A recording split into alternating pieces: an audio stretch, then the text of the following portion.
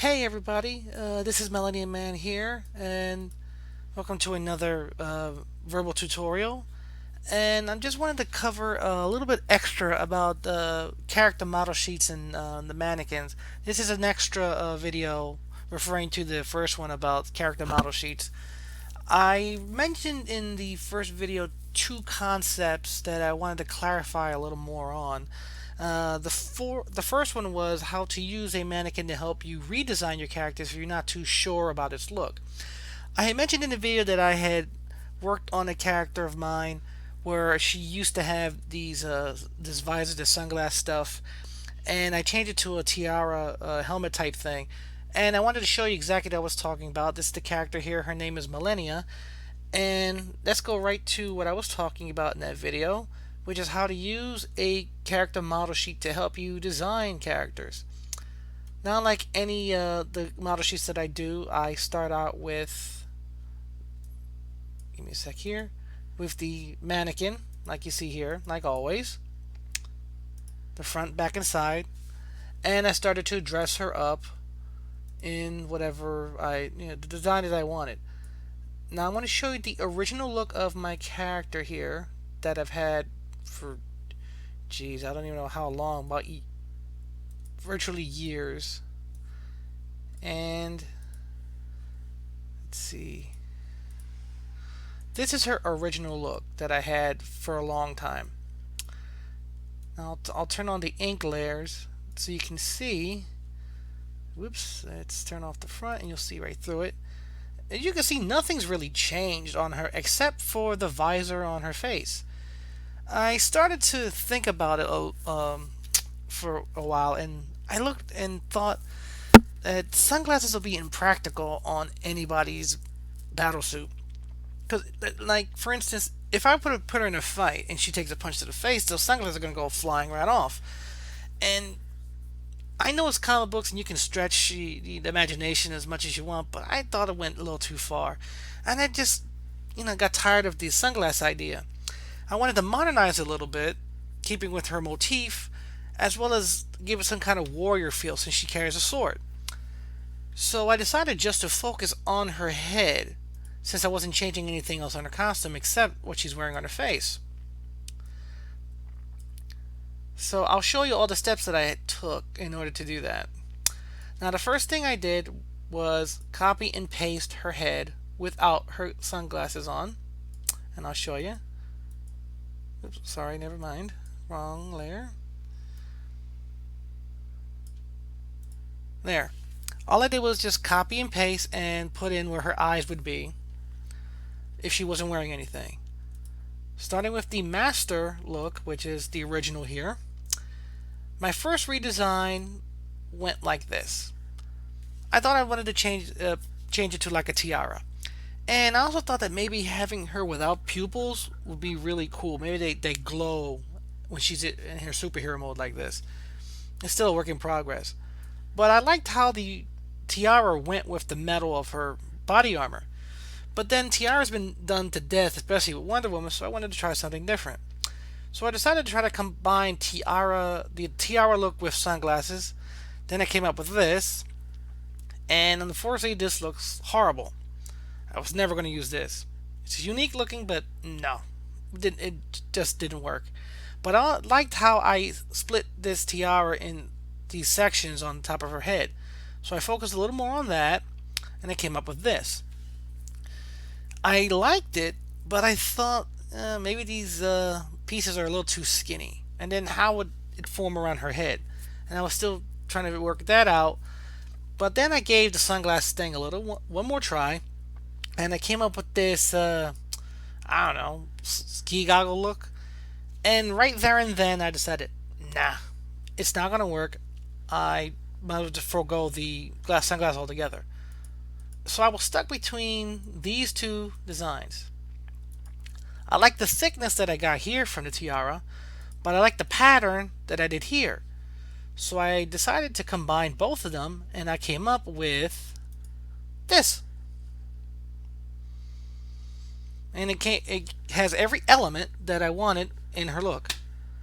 And so I say, okay, let's go with this. So from here, I came up and finished with the inks and made this. And I'll show you all the layers in this folder for that. Turn everything off here. Oops.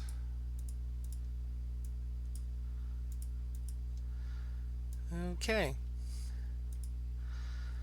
Once I had the pencil sketched down, first thing I did was draw her outline.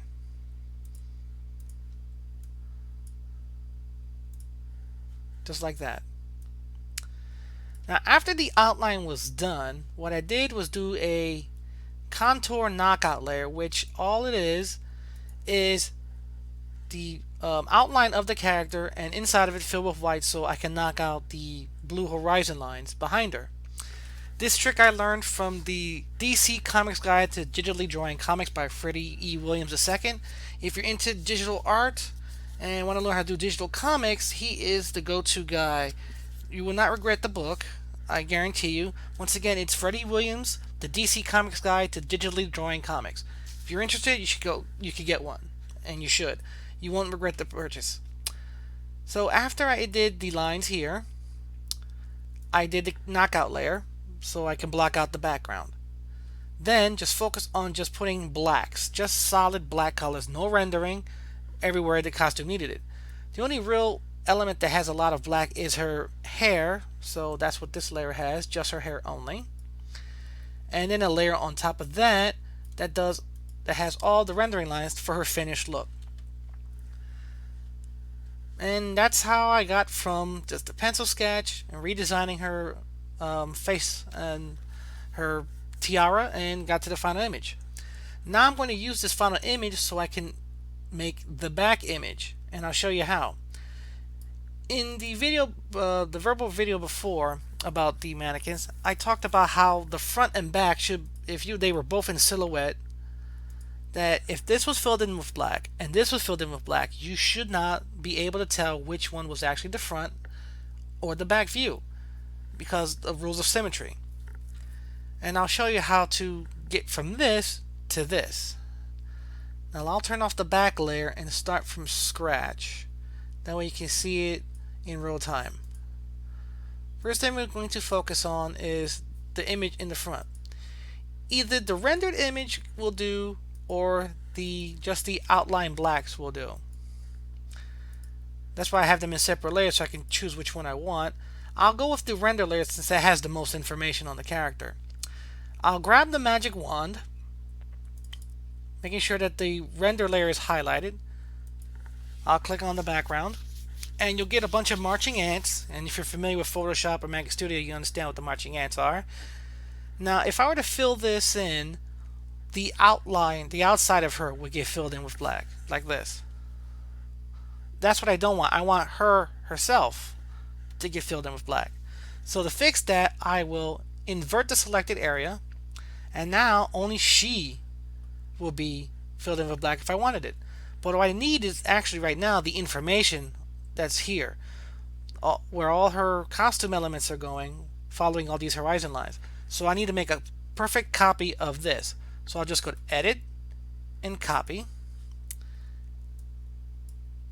I'll put everything. I'll highlight the top layer so it can form a new layer, and then I'll Edit and Paste. And now I will go to Transform and flip horizontal, and now I have a perfect mirror image to work from. Everything's in reverse, just like in a mirror. Now let me turn on the template again, because this will help me place it. Now for just the sake of the video, I'm just going to freehand this. Otherwise I would just use the arrow keys to make sure I get a dead center. But this is just for demonstration purposes anyway, since I already have the layer with it on. And it's good enough for what I'm trying to do. Actually, I can go up a little higher.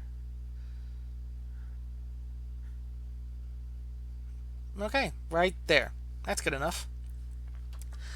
Now that I have this separate, I'm going to be able to draw the back pretty well. because I'll be able to see all the details that I put in the mannequin, where her back muscles are, how the back of her hand is going to look, the back of her knees, and the thighs and all. I also will need this in order to make sure I have the armor in place, the hair lies where it's supposed to, the hips, and all the other pieces of her costume in the right spot. Now having this, now we're going to go use the same step we did before to make this copy anyway. So we're going to grab the magic wand, we'll highlight the area, marching ants again, we'll select and invert. But this time we're going to make a brand new layer on top. Don't worry about naming it yet. And now what we're going to do is fill in with black. Now I'm also going to go here. I want to shrink the selection, let's say about 3 pixels. As you can see, I shrunk the pixels a little bit. I will edit and clear.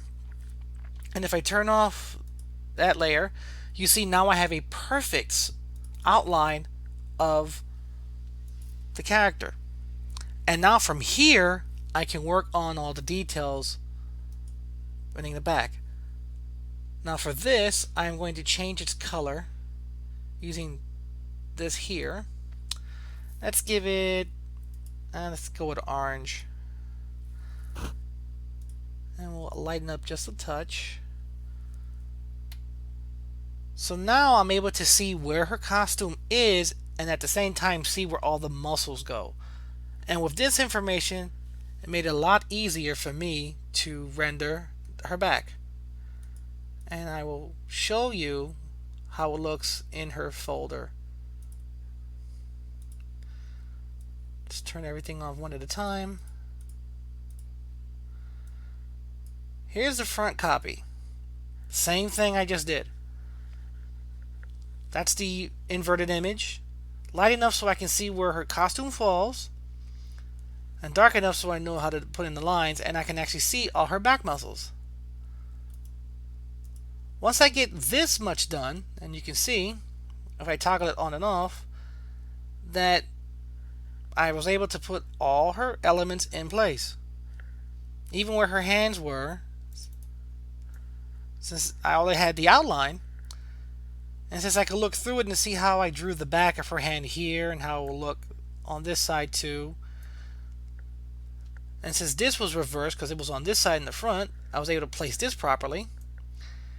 Even to show how much of these pointy things that are coming off her boots would show up if you would see her from behind.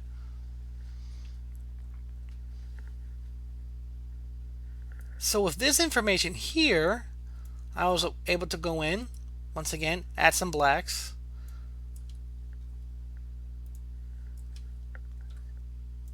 And then put in the final rendering and the knockout layer here. And making a knockout layer is pretty much the exact same way to make the outline, but instead of making it clear, I just fill the inside with white.